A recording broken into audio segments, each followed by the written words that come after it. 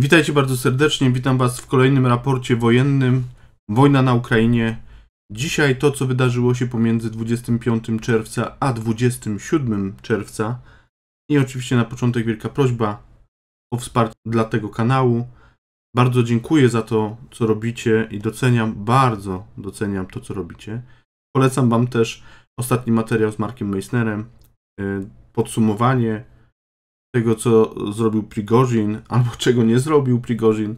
Natomiast pamiętajcie o subskrypcji, lajkowaniu, komentowaniu, bo dzięki temu naprawdę ten kanał i dzięki Wam się powiększa. Przejdźmy na mapę Ukrainy. Dzisiaj nie będziemy zbytnio rozchodzić się na temat tego, co robił Prigorzin. Myślę, że temat został już wyczerpany. Natomiast czego zabrakło w tych materiałach, albo nie zostały one do końca rozwinięte, to sprawa logistyki, gdyż ona może mieć kluczowy wpływ. Te kilka dni jednak mogły mieć i będą miały jakiś wpływ na to, co dzieje się na linii frontu. Natomiast drugą sprawą, która też jest bardzo ważna i którą też możemy nie doceniać, będzie wpływ na morale oraz zaufanie zwykłych żołnierzy względem wyższych oficerów, wyższych dowódców po stronie rosyjskich. Oczywiście nie mówię, że tak będzie, tak może być, natomiast może to być też tak, że te rozkazy, ewentualne działania będą wykonywane z opóźnieniem, z opieszałością, co może w kluczowych sytuacjach mieć naprawdę bardzo duże znaczenie. Dlaczego? Dlatego, że czasem pośpiech jest bardzo wskazany. Przepływ informacji w nowoczesnej wojnie jest niemiłosiernie kluczową sprawą, natomiast jaki to będzie miało wpływ, nie wiemy. Tak naprawdę nie wiemy wielu rzeczy na temat tego, co się dzieje. Pamiętajcie, że OSINT ma do dyspozycji tylko te informacje, które się pojawiają i prawdziwy czy dobry osintowiec zawsze szuka potwierdzenia. Nie szuka sensacji, bo sensacja w białym osincie nie istnieje tak naprawdę. Natomiast są kanały czy osoby, które uprawiają sensację, więc zawsze można to robić, jeżeli uważają, że robią to dobrze i sprawdza się to. Ok, nie ma sprawy, ja mam inną filozofię i będę patrzył na to trochę inaczej. Słuchajcie, nie będziemy dzisiaj rozwijać tematów, czekamy na to, co się będzie działo. Pamiętajmy, że Ukraina nadal w odwodzie ma około 30, nawet może troszeczkę więcej brygad, które jeszcze nie zostały użyte. Natomiast po stronie rosyjskiej mamy pierwszą armię pancerną, elementy 6 armii, więc tutaj też mamy jeszcze jednostki, chociaż znowu zauważyłem zmianę na odcinku zaporowskim, gdzie doszło do rotacji spowodowanej, jak to piszą na Telegramie, dość dużymi stratami. I o tym też będziemy mówić. Będziemy mówić o tym, o czym już ostatnio wspominałem. Mamy dzisiejszy tytuł, właśnie taki, jaki byśmy chcieli, ale do tego przejdziemy. Odcinek Swatowe Kremienna. Jesteśmy na odcinku Swatowe Kremienna. Jeżeli chodzi o północną część tego frontu, mamy ograniczone działania na kierunku kupiańskim. Rosjanie po ostatnich atakach tutaj znowu penetrują, szukają, bez sukcesów. Na środkowym, można powiedzieć północno-środkowym odcinku frontu mamy ataki na Berestowe oraz Stelmachivką. Wszystkie te ataki były nieudane. Jeżeli chodzi o front południowy, mamy tutaj dalsze działania rozpoznawcze oraz działania o ograniczonym zasięgu ofensywne strony ukraińskiej oraz rosyjskiej oraz dość poważny ostrzał artyleryjski. On jest ostatnio tutaj wzmożony, czy można by powiedzieć, że troszeczkę zwiększony. Natomiast nie ma tutaj informacji, czy te informacje nie pojawiły się na temat tego, żeby któraś ze stron uzyskała jakiekolwiek powodzenie w tym rejonie.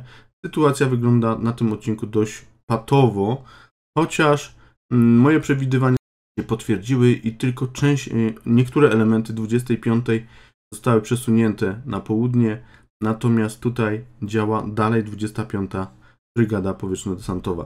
Przejdźmy na mapę odcinka sybirskiego. Jesteśmy na odcinku siewierskim, bo tutaj informacje, jakie nam udało się uzyskać, mówią, że w rejonie Biłochorywki strona ukraińska faktycznie udało się jej tutaj poprawić sytuację na linii frontu, zdobyć kilka pozycji.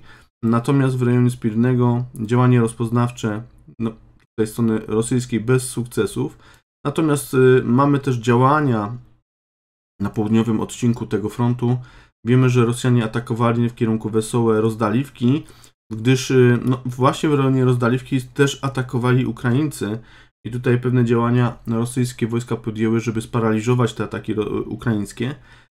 Natomiast mamy też informacje o atakach w kierunku Błahodatnego. Wiemy, że Rosjanie uruchomili lotnictwo, które bombardowało pozycje tutaj ukraińskie właśnie z rejonu Sołedaru. Natomiast wskazywałoby to, że jakieś tam postępy, ciężko określić jakie dokładnie, bo nie mamy dokładnych informacji z tego rejonu. Wiemy, że jakieś sukcesy zanotowały wojska ukraińskie. To nie ma potwierdzeń. Słuchajcie, nie ma potwierdzeń. Jest to wszystko ograniczone. I ciężko się czasem odnieść do tego wszystkiego, co się dzieje w tym rejonie. Mamy tutaj te działania faktycznie w rejonie sołedarskim. Z jakim skutkiem? Mam nadzieję, że będzie wkrótce więcej informacji z tego rejonu. Na ten moment po prostu nie ma. Przejdźmy na odcinek bachmucki. Jesteśmy na odcinku bachmuckim. Jeżeli chodzi o północny odcinek frontu, mamy tutaj dalsze działania ukraińskie w kierunku Dubowo-Wasyliwki, Berchiwki, Jachidnego.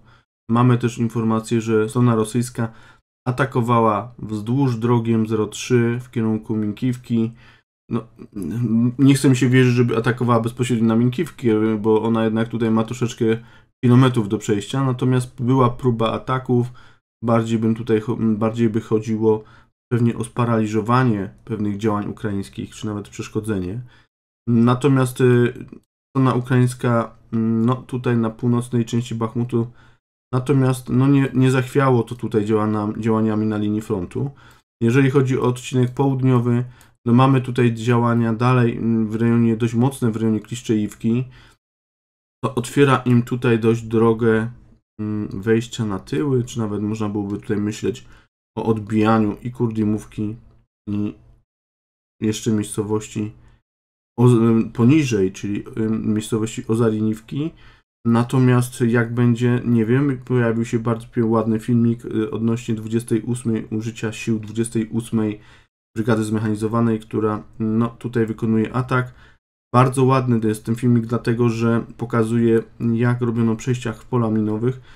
Mamy też informacje mamy też pokazane sam szturm tej pozycji zdobytej.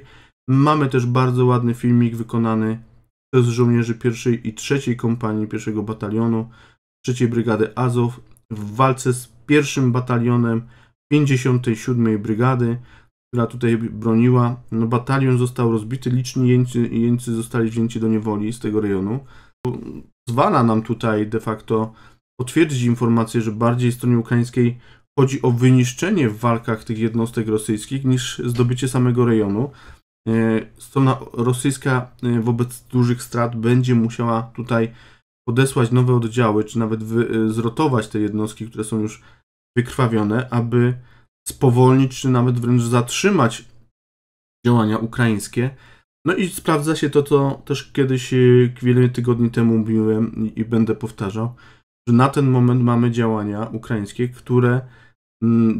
które mają na celu zadanie jak największych strat stronie rosyjskiej, aby osłabić jej siłę nie tylko ofensywną, a dzięki temu będzie można później uderzyć, przełamać front, czy nawet odebrać, czy wyzwolić to, co zostało zajęte przez stronę rosyjską.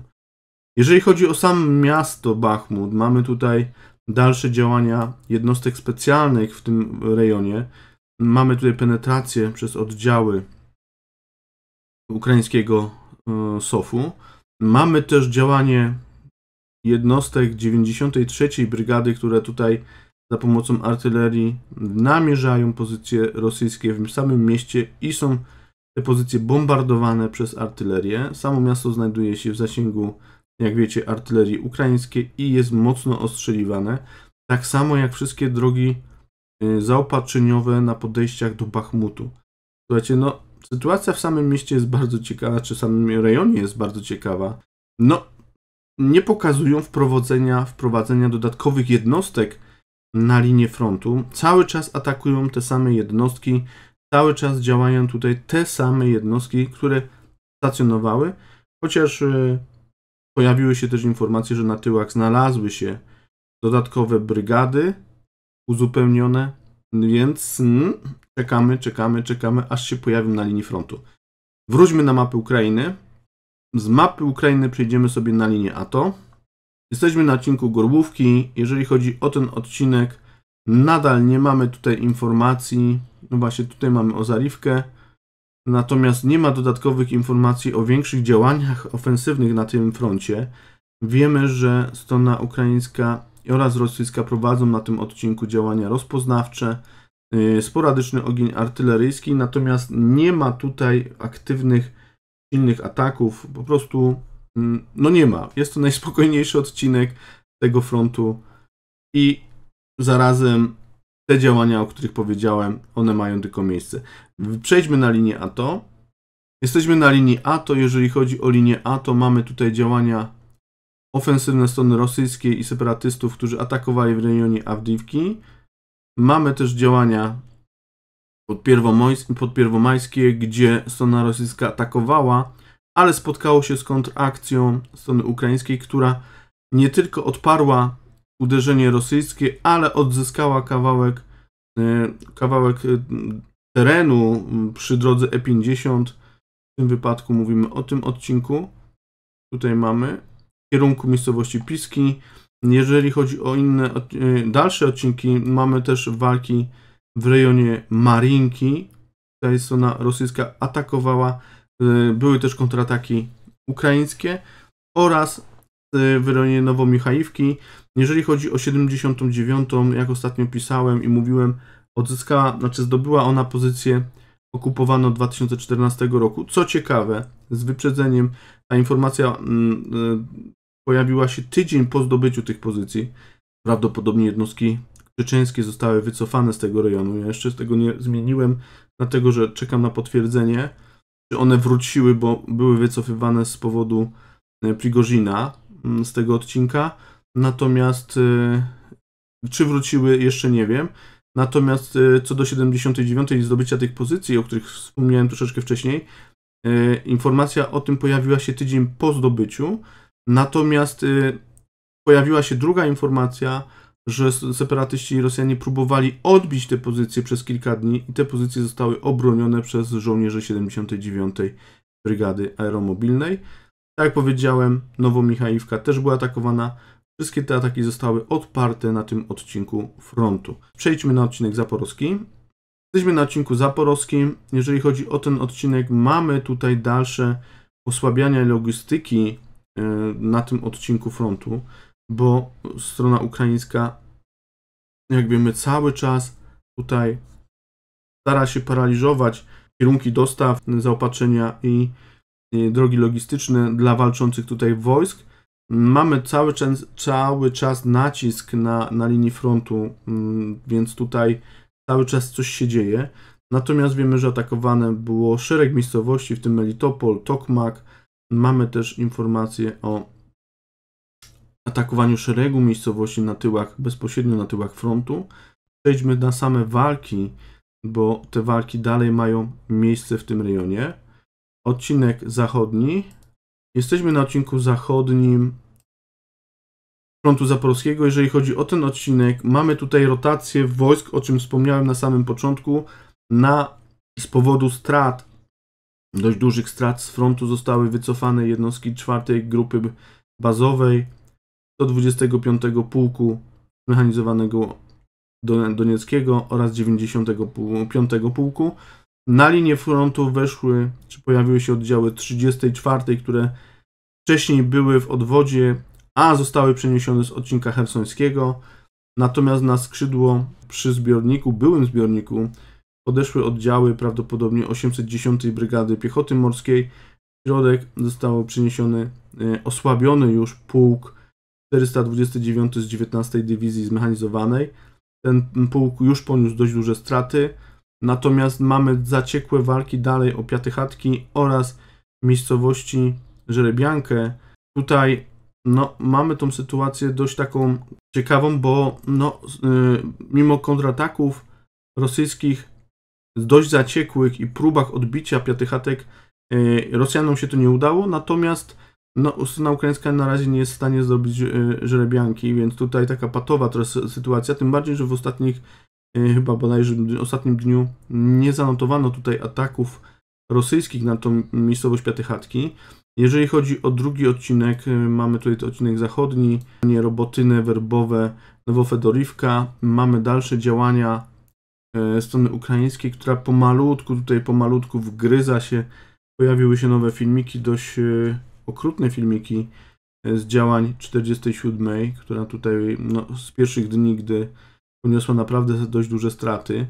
Natomiast nie uzyskano tutaj większych powodzenia. Mówi się, że strona ukraińska podeszła pod północne zabudowania Robotynę, ale nie wdarła się do miejscowości.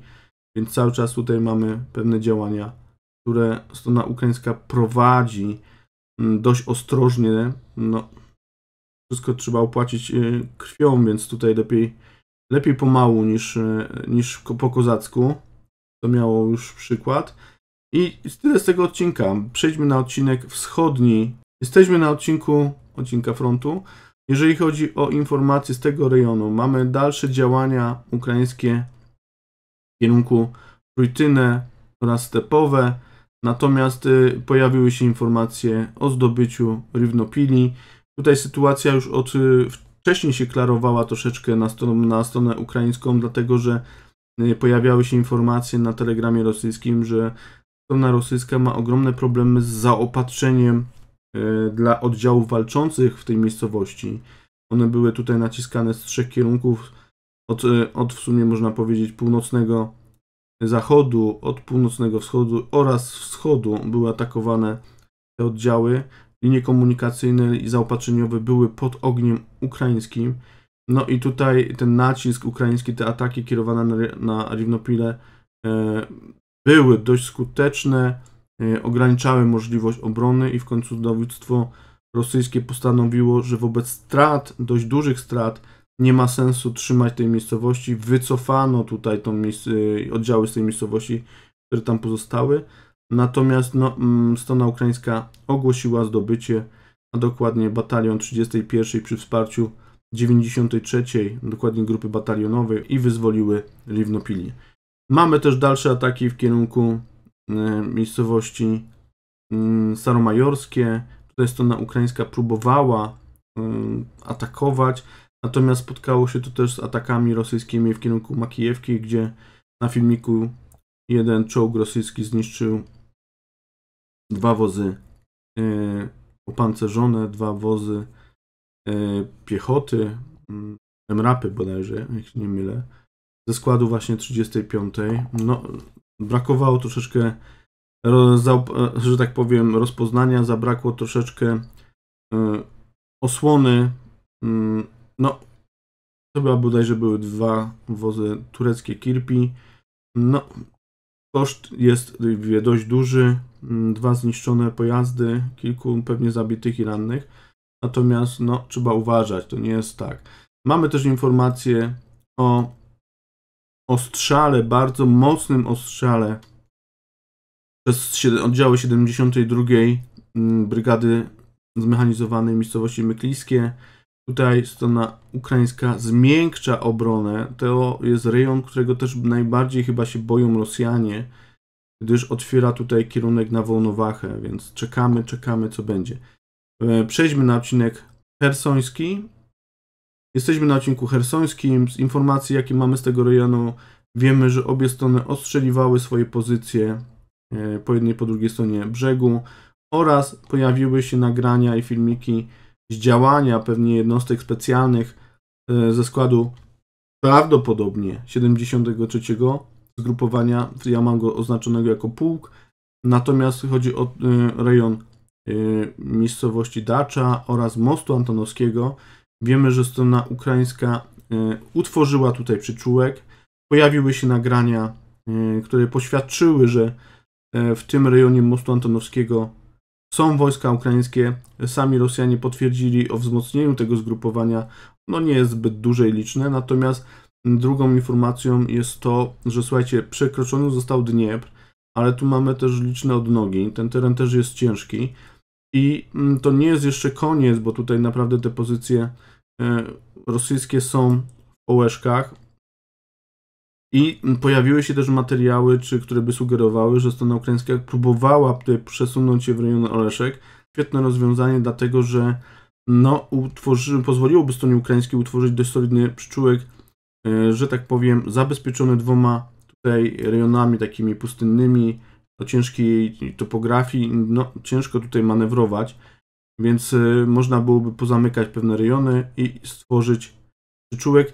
Ale co najlepsze w tym wszystkim jest to, że Rosjanie po odesłaniu tutaj dodatkowych jednostek, bo to już mamy potwierdzone, że z tego odcinka odeszły przynajmniej 4 brygady, 1 baza gwardyjska, więc mamy tutaj osłabienie tego odcinka. Pewnie na ten odcinek będą przybywać mobiki, ewentualnie jakieś jednostki bardzo wykrwawione, więc nie mogą tutaj stanowić zbyt dużego zagrożenia.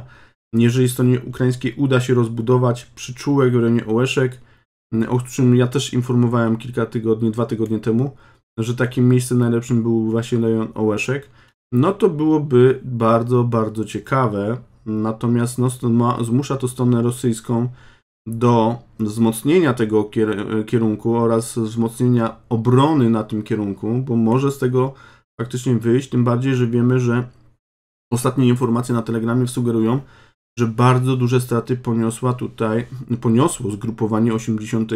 Arktycznej Brygady Zmechanizowanej, która i tak wcześniej utraciła prawdopodobnie dowództwo, które zostało zbombardowane. Natomiast na ten dzisiejszy dzień ciężko określić, jak to będzie wyglądało. Wszystko przed nami. Słuchajcie, z dodatkowych informacji mamy informację o przekazaniu dalszych wozów typu Bradley. Ma bodajże 30 wozów typu Bradley, 20 chyba Strikerów, dodatkowej amunicji przez Stany Zjednoczone, więc straty zostały, że tak powiem, odbudowane, nawet jeżeli były aż takie duże. Słuchajcie, tyle z tego odcinka. Pozdrawiam, trzymajcie się, cześć!